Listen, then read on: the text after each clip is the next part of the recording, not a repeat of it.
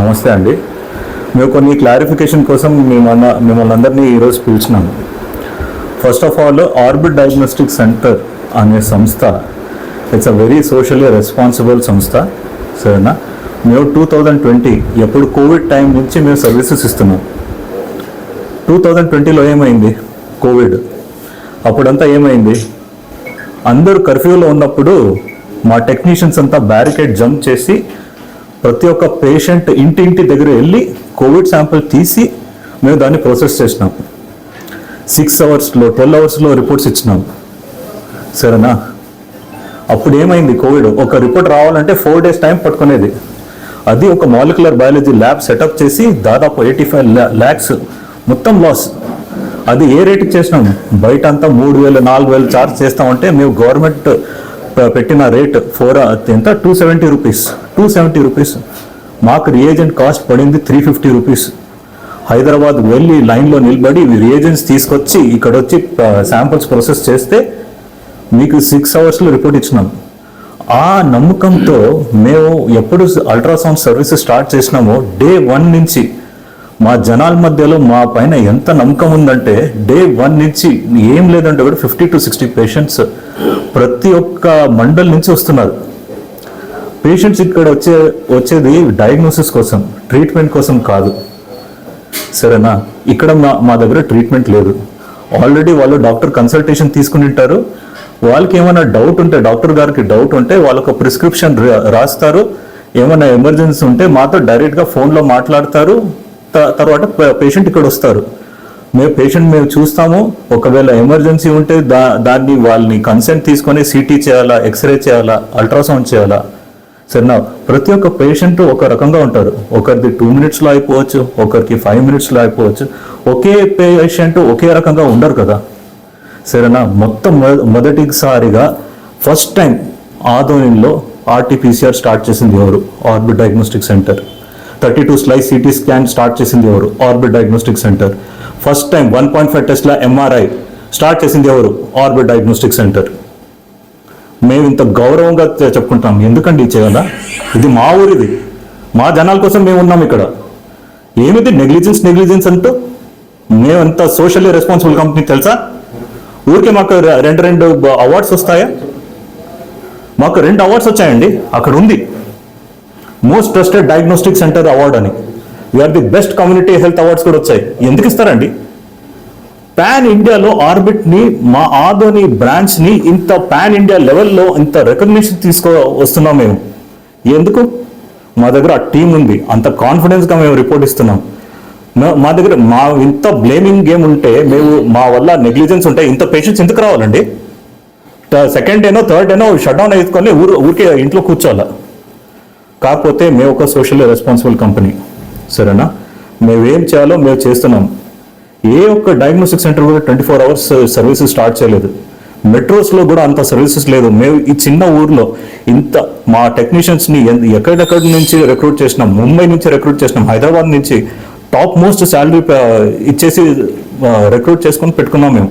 24 hours services అండి. Night మీరు 1 o'clock వస్తే కూడా మీకు షుగర్ టెస్ట్ చేస్తాం.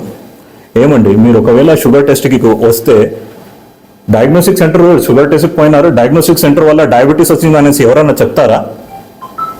ఎందుకు వచ్చినారు? మేమేమి పిలిచినామా? మీరు రెఫర్ చేసినాక కోసం కదా మేము వచ్చింది. మీరు వచ్చారు ఇక్కడ అంటే ఏదో ఒకటి. ఒక మనిషి వచ్చినాడు, ఎవరికైనా తెలుసుకుని వస్తుందా గుండెపోటు వస్తుందని? ఆయన ఇక్కడ కూర్చున్నాడు, హార్ట్ అటాక్ వచ్చింది, చచ్చిపోయినాడు అంటే డయాగ్నోస్టిక్ సెంటర్ జవాబాదారీనా అది? మాకు ఎలా తెలియాలా? అన్లెస్ అండ్ అంటిల్ మాకు క్లియర్ కమ్యూనికేషన్ లేకపోతే. సో ఈరోజు మా సంస్థ గురించి ఒక క్లారిఫికేషన్ కోసం మీ అందరితో మిమ్మల్ని పిలిచినాము.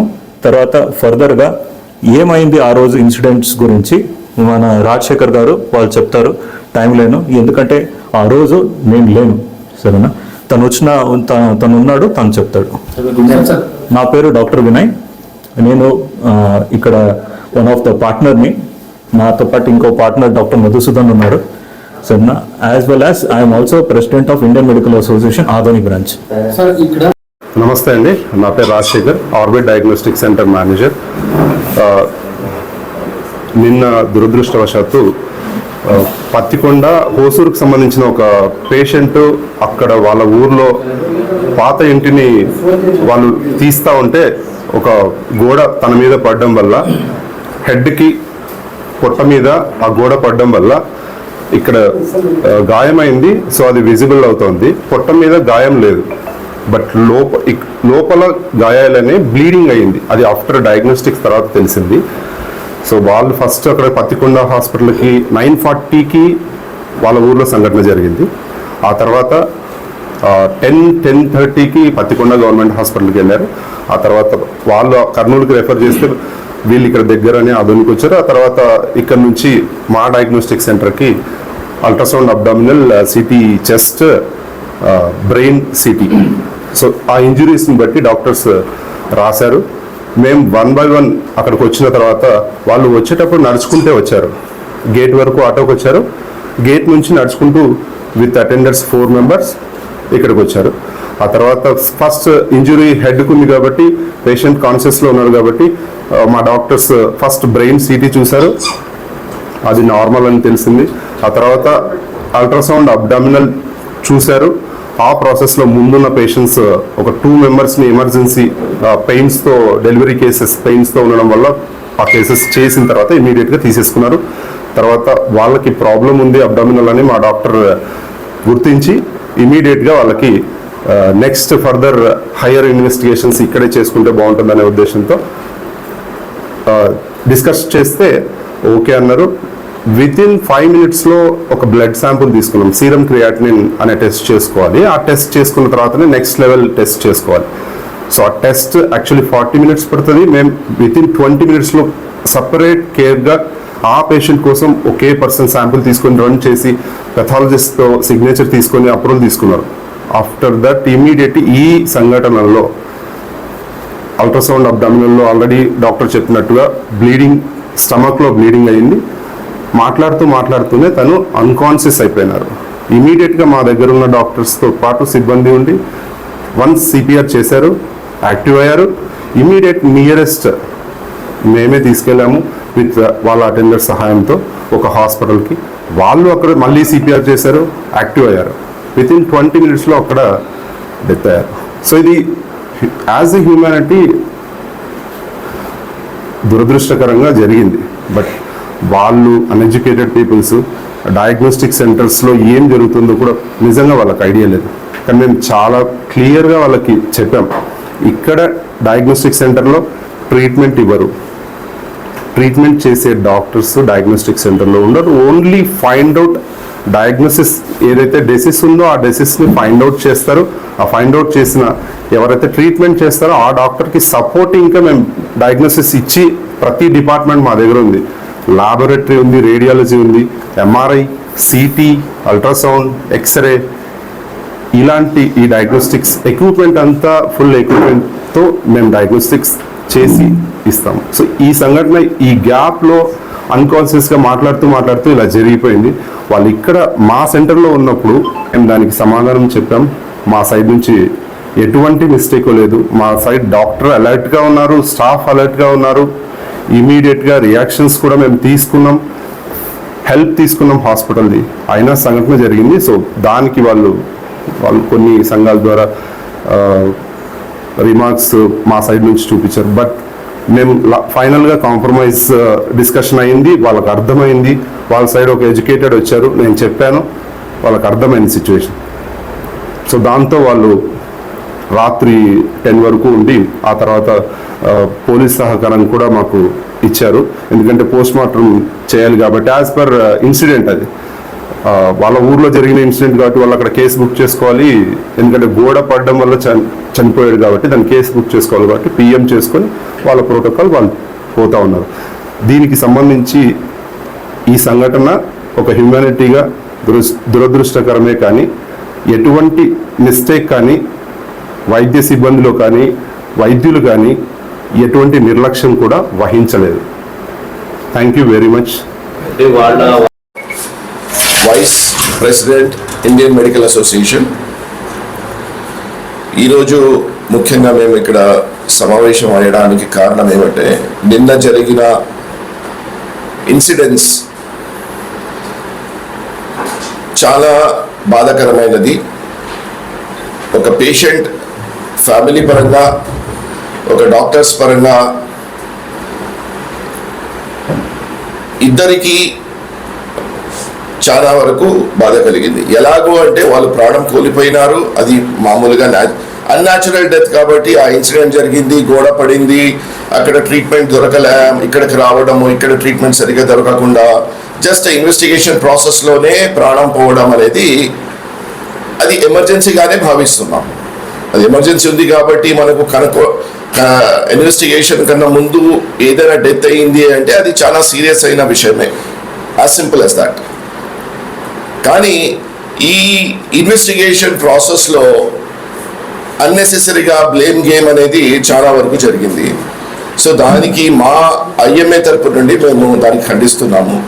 ఎటువంటి నిర్లక్ష్యం కానీ మా డాక్టర్స్ కానీ మా రిసెప్షన్లో పారామెడికల్స్ కానీ ఎటువంటి నిర్లక్ష్యం అనేది నేను లేదనుకుంటున్నాను. ఎందుకు అంటే ఆర్బిట్ డయాగ్నోస్టిక్ అనేది ఒక అసెట్ ఆధోనికు కానీ చుట్టుపక్కల మండలాలకు కానీ. ఎందుకు అంటే సింపుల్గా నేను ఒక క్వశ్చన్ వేస్తాను మీకు అందరికీ. ఒక సెంటర్లో కనీసం చుట్టుపక్కల ఉన్న డాక్టర్లలో హాస్పిటల్స్లో మండలాల్లో ఒక 200 డాక్టర్లు రెఫర్ చేస్తున్నారంటే 100 డాక్టర్లైనా ఆర్బిట్కి పంపిస్తున్నారు. దాంట్లో ఒక 5 to 10% పేషెంట్స్ అన్న ఎమర్జెన్సీ ఉంటాయి. ఏదో ఒక ఎమర్జెన్సీ. ఒకే పేషెంట్ ఉన్నాడు, ఆ పేషెంట్ ఎమర్జెన్సీ, మిగతా 99 పేషెంట్లు ఎమర్జెన్సీ కాదు అనే రకంగా కాదు.